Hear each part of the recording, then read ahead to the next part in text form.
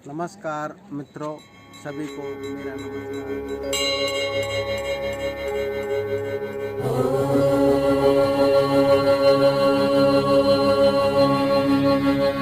नमस्कार दोस्तों, कैसे हैं आप। मैं अंकित गौर और आज मैं चैनल का नई वीडियो का शुरुआत कर रहा हूं। वैसे 2-3 बार कर चुका हूं, बट कोई बात नहीं, फिर से कर देते हैं।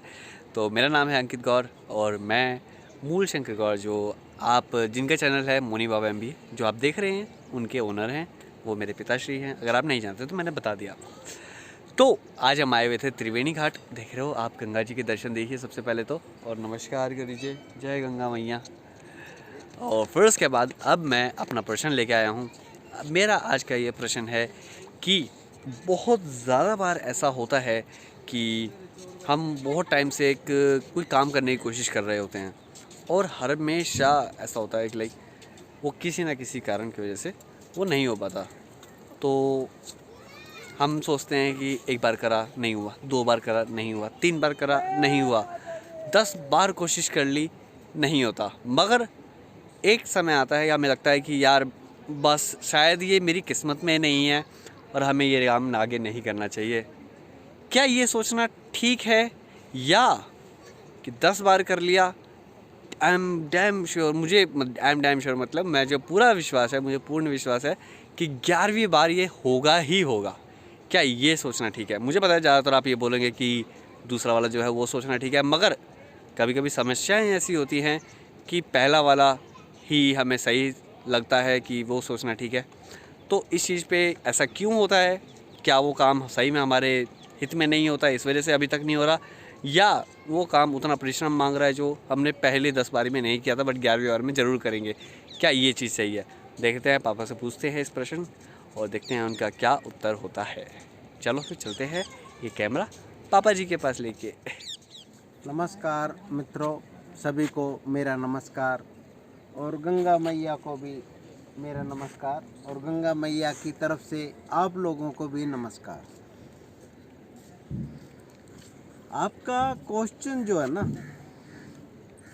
वो असल में बहुत आज की जनरेशन का ही क्वेश्चन है। मेरा यही मानना है, ज़्यादातर यही होता है और उसके होने के कारण, ऐसा क्वेश्चन होने के कारण कामयाबी जो है ना मिल नहीं पाती और बच्चे हरासमेंट हो जाते हैं।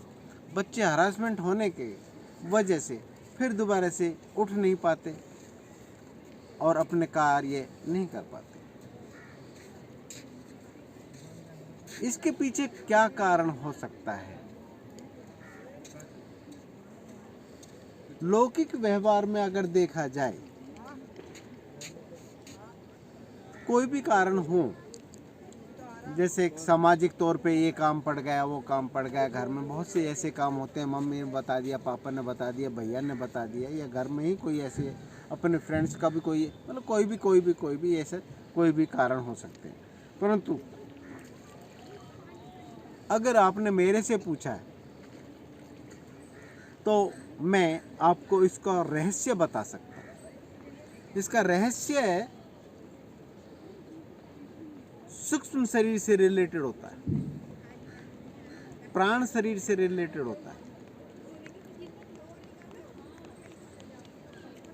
हमारा जो शरीर है ये भौतिक है, जो अन्नमय कोश है, इसमें अपनी क्रिया नहीं होती असल में।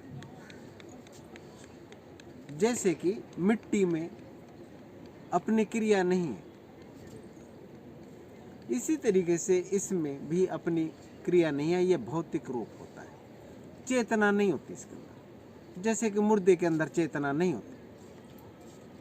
इसके बाद जो शरीर आता है वो प्राण शरीर होता है, उसको बोलते हैं चेतन शरीर। चेतन शरीर वो रिएक्ट करता है, चेतना की वजह से रिएक्ट करता है, और वो सूक्ष्म शरीर से जुड़ा रहता है, प्राण शरीर से। जैसे कि मैं एक उदाहरण देता हूँ आपसे। आप घर से चलते हैं त्रिवेणी घाट के लिए, गंगा जी के लिए, तो आप 1 मिनट के लिए विचार करना। जैसे ही आप संकल्प बनाते हैं त्रिवेणी घाट के लिए या गंगा जी के लिए, जहाँ पे भी जाने के लिए, आप देखेंगे मन की गति से सूक्ष्म शरीर चलता है और गति करता है। आप विचार करके देखेंगे कि आपको ये लगेगा कि मैं त्रिवेणी घाट जा चुका हूँ, और वो जितनी भी मेमोरी है आपके पास आ जाएगी कि कौन से रास्ते से जाना है, किस तरीके से रास्ता अख्तियार करना है, किस तरीके से पहुँचना है, ये सब सिस्टम में आ जाएगा। और सूक्ष्म शरीर को आभास हो जाता है कि वहाँ की जो भी सूक्ष्म गति होती है, जब भी आप कोई कार्य करते हैं तो वो कार्य एक्चुअल में सूक्ष्म शरीर कर चुका होता है। ये परफेक्ट है, ये अध्यात्म का मेन सब्जेक्ट होता है।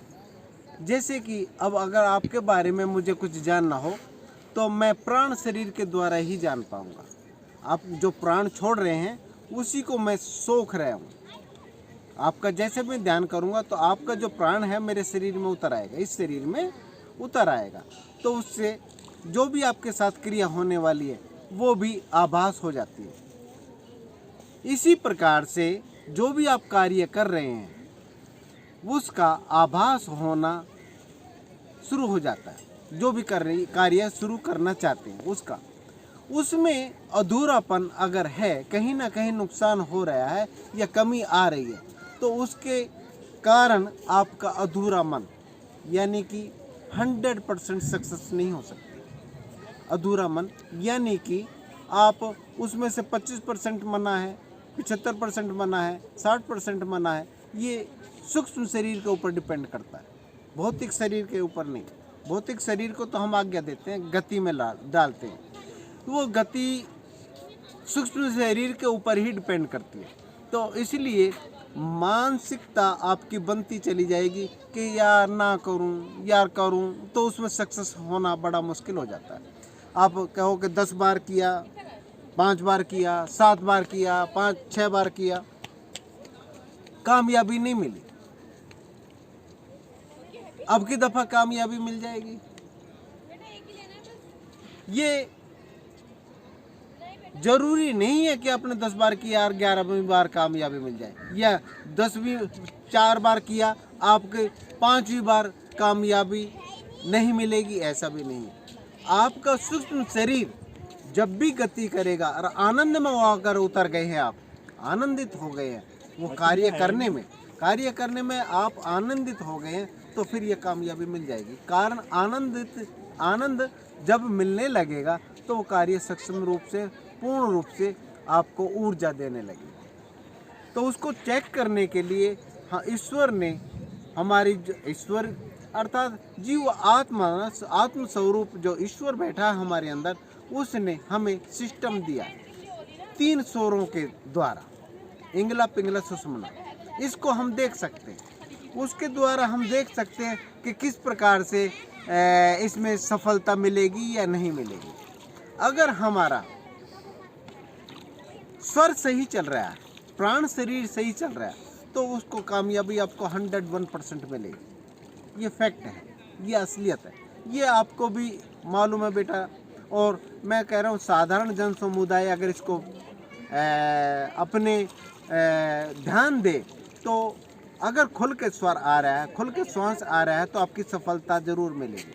अगर खुल के श्वास नहीं आ रहा है, इंगला पिंगला सुषुम्ना में से भी कौन सी जो गति चल रही है श्वासों की, प्राण की, उसके ऊपर डिपेंड करती है आपकी सफलता। और सफलता डिपेंड करता है आपका शरीर, आपका सूक्ष्म शरीर। सूक्ष्म शरीर अगर आनंदित है तो आपका सफलता आपके हाथ में, मुट्ठी में। इसलिए जब भी कोई भी कार्य करें तो आपका खुल के श्वास आना चाहिए। आप थोड़ी देर बैठ जाइए, उस कार्य को आरंभ करने से पहले आप अपने प्राण शरीर को अगर देखेंगे तो आपकी सफलता आपके हाथ में होगी, आपकी मुट्ठी में होगी। मेरा ये मानना है, और यही सूक्ष्म शरीर की सिस्टम है। प्राण शरीर इसमें महत्व कार्य करता है। और बाकी आप लोग बच्चे लोग हैं, इन चीज़ों में गति नहीं करते, नहीं देख पाते, तो वो कहीं ना कहीं हम साइंस के प्रति या लालच के वशीभूत होके ज़्यादा से ज़्यादा हम दिखाई देता है कि इससे इतना फ़ायदा होगा, चलो कर दो ये काम। फ़ायदे मत देखो, फ़ायदे मत देखना, फ़ायदे बाद में, पहले अपने प्राण शरीर को देखो। महत्वपूर्ण है आप कार्य करने से पहले अपने शरीर के जो गुण हैं हमारे पास, जो ईश्वर की शक्ति मिली हुई है, उसको ज़रूर चेक कर लो। तो मेरे समझ में तो सफलता आपको आधी से ज़्यादा तभी मिल जाएगी। नमस्कार, गंगा मैया को भी आपकी तरफ से नमस्कार। मेरा तो यही कहना है कि बिल्कुल शांत हो जाओ, और जैसे शांत होने के बाद आप देख रहे हैं गंगा मैया के अंदर ये जो चिक्से हैं ना, चिक्से जो दिए, ये साफ नज़र आ रहे हैं। गंगा मैया शांत है ना, इस वजह से साफ नज़र आ रहे हैं। अगर ये अशांत हों, लहर हों, लहरों का उपद्रव, तो शांत नहीं दिखाई देगा, कुछ भी नहीं दिखाई देगा।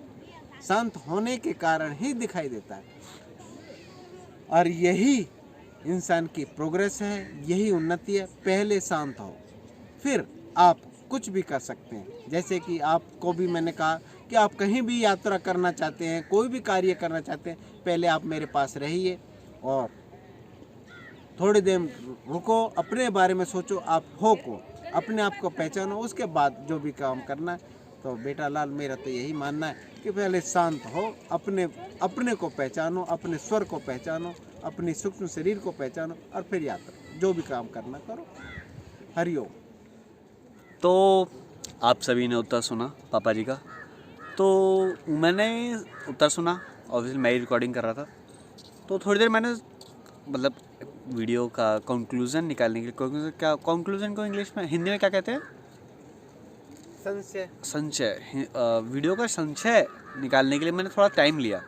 आया, गंगा जी के पास बैठा, और जैसे पापा ने एग्जांपल दिया था पत्थरों का, तो हाँ, अगर हम शांत बैठें, बोलो जो जल्दी का काम शैतान का होता है, तो अगर हम शांत बैठें और शांति से काम का आरंभ करें, तो बहुत बार हमें ना ऐसी चीज़ें नज़र आ जाती हैं जो दूसरे तरीके से नहीं आती। कि लाइक कभी कभी क्या होता है कि हमें पता नहीं चलता कि काम क्यों ख़राब हो रहा है, बट उधर आउट ऑफ द बॉक्स सोचना, वो अगर आप जहाँ पे बैठे हैं वहाँ से हट के दूसरे के नज़रिए से बैठ के सोचेंगे, ये सब चीज़ें तभी दिमाग में आएंगी जब आप शांत बैठे होंगे।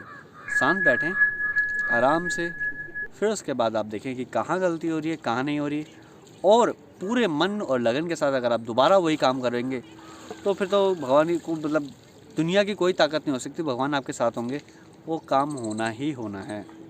और फिर भी अगर नहीं होता तो कोई बात नहीं, शांति से फिर दोबारा बैठ के सोचो। अब आपके पास ये हो गया कि अलग अलग तरीके हो गए कि किस किस तरीके से नहीं हुआ, तो मतलब वो तरीके साइड कर दो, अब नया तरीका आज़ाद करिए और उस तरीके से कोशिश करके देखें, वो तरीके से डेफिनेटली हो जाएगा आपका काम।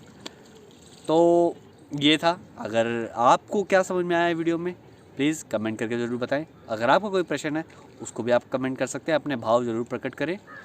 और इसी बात पे चलते हैं, हम मिलते हैं आपको अगली वीडियो में। और आपको पता है वीडियो को जानकारी, आपको पर नोटिफिकेशन आने के लिए आपको क्या करना है, आपको बेल नोटिफिकेशन दबाना है। और नई वीडियो आने का, अगर आप ऐसी वीडियो और देखना चाहते हैं तो आप चैनल को सब्सक्राइब भी कर सकते हैं।